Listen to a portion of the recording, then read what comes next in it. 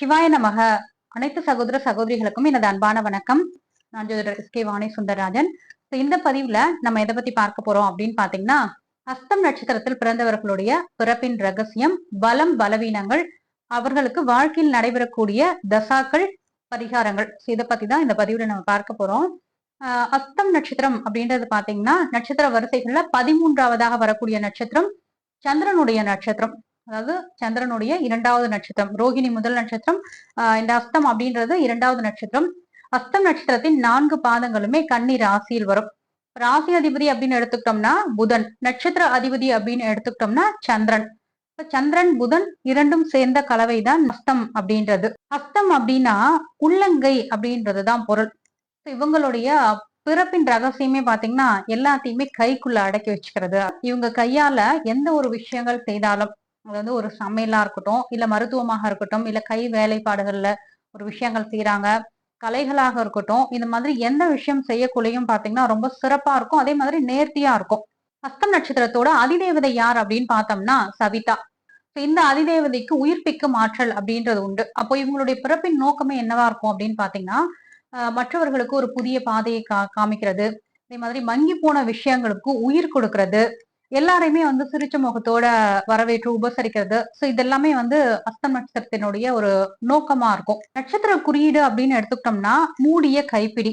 அப்போ எல்லாத்தையுமே தன்னுடைய கைக்குள்ள வச்சுக்கிறது, எல்லாத்தையுமே தன்னுடைய கட்டுக்குள் வச்சுக்கிறது. அதே மாதிரி ஒரு விஷயத்த எப்படி இவங்க கிட்டயே வச்சு பாதுகாக்கிறதுன்றது இவங்களுக்கு நல்லாவே தெரியும். ரகசியங்களை வச்சுப்பாங்க. வீட்டுல கூட பாத்தீங்கன்னா மற்றவர்களை தன்னுடைய கட்டுக்குள் வைத்திருக்கக்கூடிய திறன் இவங்களுக்கு நல்லாவே தெரியும். கிரகங்களுடைய ஆதிக்கம் அப்படின்னு எடுத்துக்கிட்டோம்னா நட்சத்திர அதிபதி பாத்தீங்கன்னா சந்திரன் வந்துருவாரு. ராசி அதிபதி அப்படின்னு எடுத்துக்கிட்டோம்னா புதன் வந்துருவாரு. சந்திரன் பாத்தீங்கன்னா மனம், உணர்வுகள், இதற்கெல்லாம் இதையெல்லாம் கொடுக்கக்கூடிய ஒரு கிரகம். புதன் எடுத்துக்கிட்டோம்னா புத்திசாலித்தனம், அதே மாதிரி கம்யூனிகேஷன், தகவல் தொடர்புகள், இதையெல்லாம் கொடுக்கக்கூடிய கிரகம். அப்போ இவங்களுடைய ஒரு கலவை அப்படின்றது பார்த்தோம்னா புத்திசாலித்தனமும் உணர்வுகளும், உணர்ச்சியும் புத்திசாலித்தனமும் சேர்ந்த ஒரு கலவையா இருப்பாங்க. அதே மாதிரி இந்த 11ஆம் இடத்த அதிபதியான சந்திரன் தான் இவருக்கு இந்த ராசியில அமர்ந்திருப்பார். அப்போ ஒரு விஷயத்த கற்பனையாகவும் அழகாகவும் சிந்திப்பாங்க. அதே மாதிரி அதை எப்படி வியாபாரமா மாத்த முடியும், அதை எப்படி லாபகரமா மாத்த முடியும் அப்படின்னு சிந்திக்கிறதுல ரொம்ப திறமை வாய்ந்தவர்களா இருப்பாங்க. பிறப்பிலேயே நகைச்சுவை உணர்வு கொண்டவர்களா இருப்பாங்க. மத்தவங்களை சிரிக்க வைக்கிறது, அதே மாதிரி அந்த இடத்த கலகலப்பா வச்சுக்கிறது, இதெல்லாமே இவங்களுக்கு பிடிக்கும். இந்த மிமிக்ரி பண்ணி பேசுற விஷயங்கள்லாம் இருக்கு பாத்தீங்களா. இதெல்லாம் அஸ்தம் நட்சத்திரத்தில் பிறந்தவர்களுக்கு பிடித்தமான ஒரு விஷயமா இருக்கும். அந்த மாதிரி செய்தும் காமிப்பாங்க. மத்தவங்கள மாதிரி இமிடேட் பண்றது, மத்தவங்கள மாதிரி மிமிக்ரி பண்ணி காமிக்கிறது. இந்த மாதிரியான விஷயங்கள்ல எல்லாமே இவங்களுக்கு ஆர்வம் அதிகமாக இருக்கக்கூடிய நபர்களா இருப்பாங்க. இவர்களுடைய பலம்னு எடுத்துக்கிட்டோம்னா அபாரமான புத்திசாலித்தனம். சந்திரன் பாத்தீங்கன்னா கன்னிராசியில் வர்றதுனால ரொம்ப வேகமா சில விஷயங்களை சிந்தித்து முடிவெடுக்கக்கூடிய ஆற்றல் இருக்கும். ஒரு விஷயத்துக்கு தீர்வை ஒரு செகண்ட்ல கண்டுபிடிச்சு சொல்லிடுவாங்க. அந்த சிக்கலான ஒரு விஷயங்களுக்கு தீர்வை எளிதாக சொல்லக்கூடிய ஒரு திறமை அப்படின்றது இவங்களுக்கு இருக்கும். 2வதா எடுத்துக்கிட்டோம் அப்படின்னா இவங்க கிட்ட இருக்கிற அந்த கை வேலைப்பாடுகள் ரொம்ப அழகா நேர்த்தியா எல்லா விஷயங்களையும் செய்யறது. ஒரு சமையலா இருக்கட்டும், இல்ல ஒரு தையல் கத்துக்கிறாங்க, தையல் சார்ந்த விஷயங்களை, ஒரு ஆடைகள் தைக்கிறாங்க, அதே மாதிரி ஒருத்தவங்களுக்கு மெடிசன் கொடுக்குறாங்க, மருந்து கொடுக்குறாங்க அப்படின்னா கூட இவங்க கையில மருந்து கொடுத்தா சரியாயிடும். அதே மாதிரி நேர்த்தியாக அந்த ஆடையை வடிவமைக்கிறது, நல்ல சமையல் செய்யறது, இதெல்லாமே இவர்களுக்கு கைவந்த கலையாக இருக்கும். 3வதா பாத்தீங்கன்னா இவங்க இருக்கிற இடத்துல அந்த சிரிப்புக்கு பஞ்சமே இருக்காது. புதனும் வந்துறதுனால, சந்திரனும் வந்துறதுனால நல்லா அந்த இடத்த கலகலப்பா வச்சுக்கிறது, ஃப்ரெண்ட்ஸுங்களை சிரிக்க வைக்கிறது, இமிடேட் பண்ணி காமிக்கிறது, மிமிக்ரி பண்ணி காமிக்கிறது, இந்த மாதிரியான விஷயங்கள் எல்லாமே பண்ணுவாங்க. ஒரு வசீகரத்தோட செய்யக்கூடிய நபர்கள். பேச்சிலே பாத்தீங்கன்னா ஒரு நல்ல வசீகர தன்மை அப்படின்றது இவங்களுக்கு இருக்கும். சமாதான புறா அப்படின்னு சொல்லலாம். எந்த ஒரு சண்டையாக இருந்தாலும் அதை சமாதானப்படுத்தி பேசி தீர்த்து வைக்கக்கூடிய ஒரு திறமை இவங்களுக்கு இருக்கும். இவங்க பாத்தீங்கன்னா மற்றவர்களை நம்பி இருக்க மாட்டாங்க. அதாவது உழைப்பால் உயர்பவர்கள் அப்படின்னு சொல்லலாம். தன் கையே தனக்குதவி அப்படின்ற மாதிரி தன்னுடைய விஷயங்களால முன்னேறி செல்லக்கூடியவர்களா இருப்பாங்க. இவங்களுடைய உழைப்பால தான் முன்னேறி படிப்படியா ஒரு உயர்ந்த நிலையை அடையக்கூடியவர்களா இருப்பாங்க. எவ்வளவுதான் பெரிய ஒரு கஷ்டம் வந்தாலும் தன்னுடைய புத்திசாலித்தனத்தால் சமாளிக்கக்கூடியவர்களாக இருப்பாங்க. அதே மாதிரி ரொம்ப பங்க்சுவாலிட்டி கீப் அப் பண்றது, ஒரு டிசிப்ளினா இருக்கட்டும், ஒரு டைம் கீப் அப் பண்றதா இருக்கட்டும், இவங்க வந்து அத பெர்ஃபெக்ட்டா பண்ணுவாங்க. சொன்ன நேரத்திற்கு செய்யக்கூடிய வேலை, அத நேர்த்தியா முடிக்கிறது, இது எல்லாமே அஸ்தம் நட்சத்திரத்திற்கு மிகப்பெரிய ஒரு பிளஸ் பாயிண்டா இருக்கும். அஸ்தம் நட்சத்திரத்தில் பிறந்தவர்களுக்கு இருக்கக்கூடிய பலவீனங்கள் அப்படின்னு பார்த்தோம்னா, ஃபர்ஸ்ட் பாத்தீங்கன்னா, அந்த மூட் ஸ்விங்ஸ் அப்படின்னு சொல்லுவோம். ஒரு மன போராட்டம் இருக்கும். சந்திரனுக்கு 2 நிலைகள் உண்டு. வளர்பிறை, தேய்பிறை அப்படின்னு சொல்லுவோம். அதாவது வளர்ந்து தேய்கிறது தான் அந்த சந்திரனுடைய குணம். அப்போ இந்த சந்திரன் கன்னி ராசியில இருக்கிறப்போ, அடிக்கடி பாத்தீங்கன்னா, இவங்களுடைய அந்த டெசிஷன் மேக்கிங் மாறிக்கிட்டே இருக்கும். காலையில ஒரு விஷயத்த ஒரு மாதிரி பேசுவாங்க. அதே விஷயத்த நீங்க சாயந்தரம் கேட்டீங்க அப்படின்னா, சோ அதுக்கான முடிவு வந்து மாத்தி சொல்றது. இது பாத்தீங்கன்னா, ஒரு பெரிய வாய்ப்புகள வந்து இவங்க கிட்ட இருந்து விலகி கொண்டு போகக்கூடியதா இருக்கும். கன்ஃபியூஷனான ஸ்டேஜ் இவங்ககிட்ட எப்பயுமே இருந்துகிட்டே இருக்கும். 2வதா பாத்தீங்கன்னா, ஓவர் திங்கிங். ஃபியூச்சர பத்தி தேவையில்லாமல் ஏதாவது யோசிச்சுட்டு, கவலைப்பட்டுக்கிட்டு, அதே மாதிரி சின்ன விஷயத்த கூட ரொம்ப பூதாகரமா, ரொம்ப லென்ஸ் போட்டு பார்க்கக்கூடிய விஷயம் இவங்களுக்கு இருக்கும். சீக்ரெட் மெயின்டெயின் பண்றது. சீக்ரெட் மெயின்டெயின் பண்றது நல்லதுதான். பட் ஆனா கூட இருக்கிறவங்களுக்கு சில விஷயங்கள சொல்லணும் இல்லைங்களா?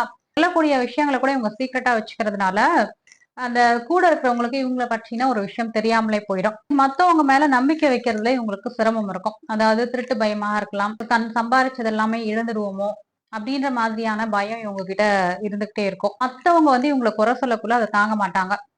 அந்த விமர்சனத்தை இவங்களால ஏற்றுக்கொள்ள முடியாது. அதே மாதிரி சட்டுன்னு கோபப்பட்டுருவாங்க அந்த இடத்துல. பலவீனங்களை எப்படி சரி செய்யலாம் அப்படின்னு பாத்தீங்கன்னா 10 நிமிட தியானம் தெளிவான முடிவுகளை வந்து உங்களை எடுக்க வைக்கும். அதனால தொடர்ந்து டெய்லியுமே நீங்க 10 நிமிஷம் தியானம் பண்ணலாம். சந்திரனை வலுப்படுத்தக்கூடிய ஒரு விஷயம் இது. சில இடத்துல வெளிப்படையா இருங்க. உங்களுக்கு நெருக்கமான உறவுகள், ஒரு கணவன் இருக்கிறாங்க, மனைவியா இருக்கிறாங்க, இல்ல உங்களுடைய குழந்தைகளா இருக்கிறாங்க அப்படின்னா கொஞ்சம் அவங்க கிட்ட நீங்க வந்து வெளிப்படையா இருக்கிறது நல்லது. ஏன்னா கன்னி ராசி, கன்னி லக்னம்னாலே இந்த இடத்துல பாத்தீங்கன்னா தனிமை அப்படின்ற ஒரு விஷயத்த நீங்க எடுத்துட்டு வந்துருவீங்க.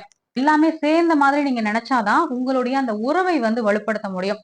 இல்ல அப்படின்னா காலம் போக போக அந்த உறவுக்குள்ளேயே உங்களுக்கு விரிசல் அப்படின்ற தன்மை இருக்கும். அதனால இந்த விஷயத்த வந்து நீங்க சரி பண்ணிக்கோங்க.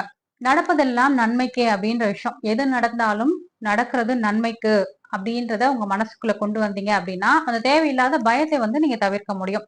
அடுத்ததா பாத்தீங்கன்னா திருப்பதி வெங்கடாஜலபதி வழிபாடு இல்லைன்னா திங்கட்கிழமையில சந்திர பகவானுடைய வழிபாடு இதை வந்து ரெகுலரா வச்சுக்கோங்க.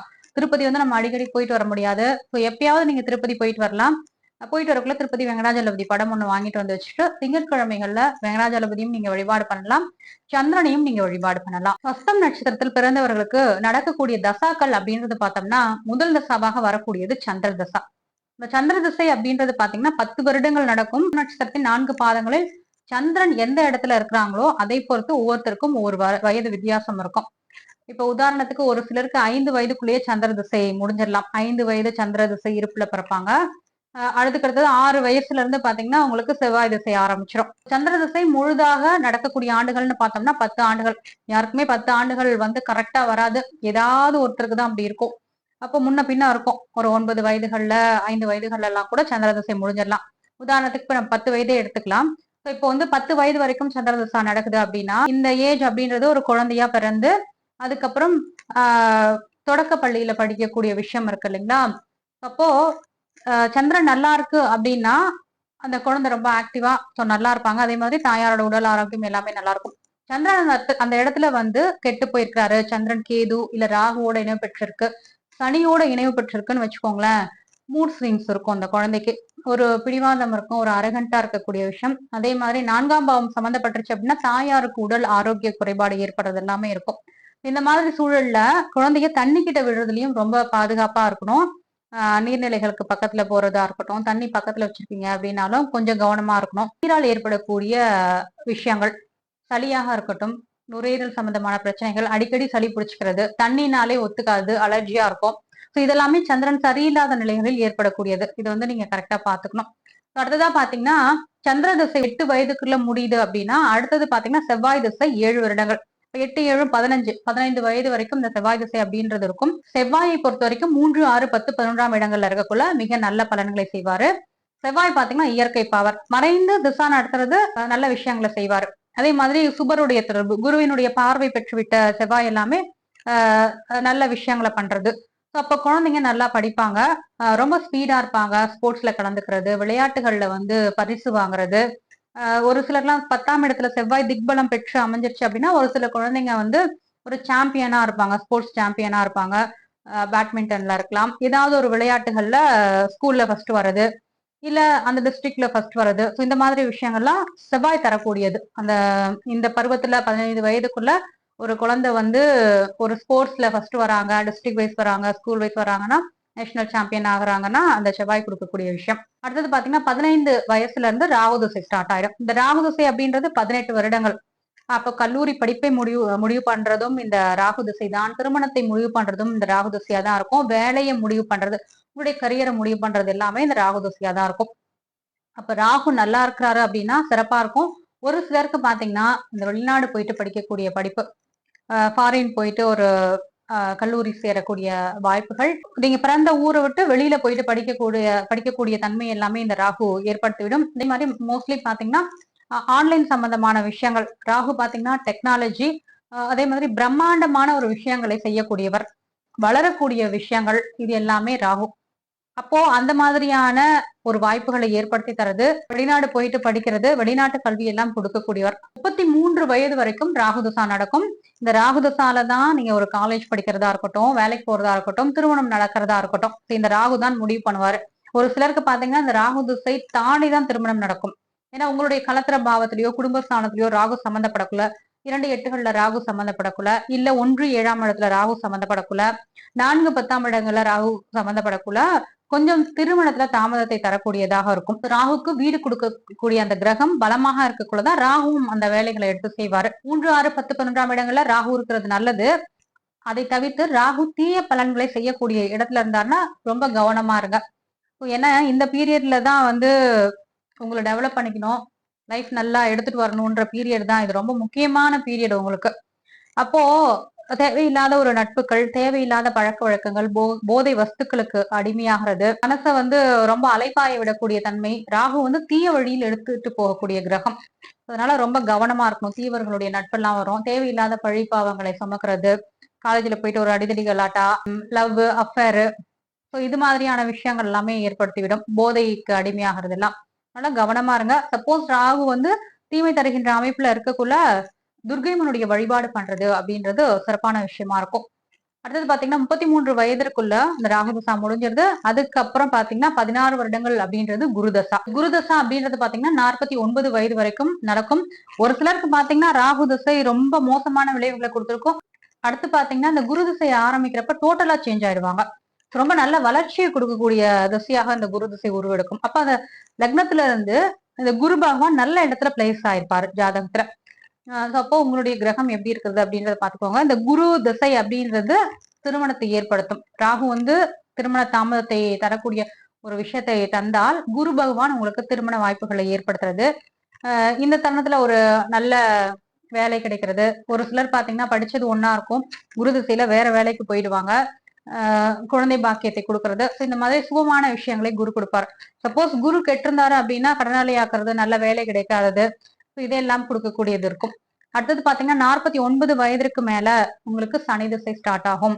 சனி திசை அப்படின்றது 68 வயது வரைக்கும் சனி திசை இருக்கும். சனியை பொறுத்த வரைக்கும் கர்மகாரகன். சனியும் பாத்தீங்கன்னா 3 6 10 11ஆம் இடங்கள்ல மறைஞ்சிருக்கிறது அப்படின்றதுதான் சிறப்பு. இல்லைன்னா குருவினுடைய தொடர்பு, சுப கிரகங்களுடைய தொடர்பை பெற்றிருக்கக்குள்ள சனி பகவான் நல்ல பலன்களை தருவாரு. சனி பகவானை பொறுத்த வரைக்கும் நீங்க என்ன பாவ புண்ணியங்களை செஞ்சிருக்கீங்களோ அதுக்கு ஏத்த மாதிரிதான் உங்களுக்கு பலன்களை கொடுப்பாரு. அதே மாதிரி லக்னத்துல இருந்து எந்த பாவத்துல இருக்கிறாரு, எந்த லக்னத்திற்கு யோகத்தை தருவார் அப்படின்னு பார்த்தோம்னா ரிஷப துலாம் லக்னங்களுக்கு யோகத்தை தருது. அதே மாதிரி மிதுனம் கன்னி லக்னங்களுக்கு, மிதுனம் கன்னியை பொறுத்த வரைக்கும் அரை சுபராகத்தான் வருவார். மிதுனத்திற்கு எடுத்துக்கிட்டோம்னா அட்டமாதிபதியாகவும் வருவாரு, அதே மாதிரி பாக்கியாதிபதியாகவும் வருவாரு. கன்னி லக்னத்திற்கு எடுத்துட்டோம்னா யோகாதிபதி 5ஆம் அதிபதியாகவும் வருவாரு, அதே மாதிரி 6ஆம் அதிபதியாகவும் வருவாரு. அப்போ சுக்கிரனுடைய லக்னங்களுக்கும் புதனுடைய லக்னங்களுக்கும் நன்மை செய்யக்கூடியவராக சனி பகவான் இருப்பாரு. அப்போ இந்த லக்னங்கள்ல சனி உங்களுக்கு எங்க பிளேஸ் ஆயிருக்காங்க அப்படின்றத பாத்துக்கோங்க. சப்போஸ் கடக சிம்ம லக்னமா இருக்கிறீங்க, விருச்சிக லக்னமா இருக்கீங்க, மேஷ லக்னமா இருக்கீங்க அப்படின்னா சனி இருக்கின்ற இடத்தை பொறுத்து கொஞ்சம் கவனமா இருந்துக்கோங்க. இதுதான் உங்களுக்கு வரிசையாக நடக்கக்கூடிய தசாக்கள் அப்படின்றது. சனியினுடைய தாக்கம் கடுமையா இருந்தது அப்படின்னா சிவபெருமானை புடிச்சுக்கோங்க, விடாதீங்க. அதே மாதிரி பைரவருடைய வழிபாடு தொடர்ந்து பண்ணுங்க. மூத்தவர்களை மதிக்கிறது, மாற்றுத்திறனாளிகளுக்கு உதவி பண்றது, இந்த மாதிரியான விஷயங்களை ரெகுலரா வச்சுக்கோங்க. ஹஸ்தம் நட்சத்திரத்தில் பிறந்தவர்கள் வழிபடக்கூடிய தெய்வங்கள் அப்படின்னு பார்த்தோம்னா உங்களுக்கு முதன்மையான தெய்வம் அப்படின்னு எடுத்துக்கிட்டோம்னா திருப்பதி வெங்கடாஜலபதி, உங்களுக்கு திருப்பதி போக முடியல அப்படின்னா பக்கத்துல இருக்க பெருமாள் கோவிலுக்கு சனிக்கிழமை அன்னைக்கு போயிட்டு வரலாம். அஸ்தம் நட்சத்திர நாட்களையும் போயிட்டு வரலாம். அன்னைக்கு போயிட்டு துளசியால அர்ச்சனை செஞ்சு பகவானை வழிபாடு பண்றது அப்படின்றது உங்களுடைய பொருளாதார தடைகளை நீக்கக்கூடிய ஒரு விஷயமாக இருக்கும். அதே மாதிரி உங்களுக்கு புகழை ஏற்படுத்தக்கூடிய ஒரு விஷயமாகவும் இருக்கும். நட்சத்திர அதிபதி அப்படின்னு எடுத்துக்கிட்டோம்னா சந்திர பகவான்.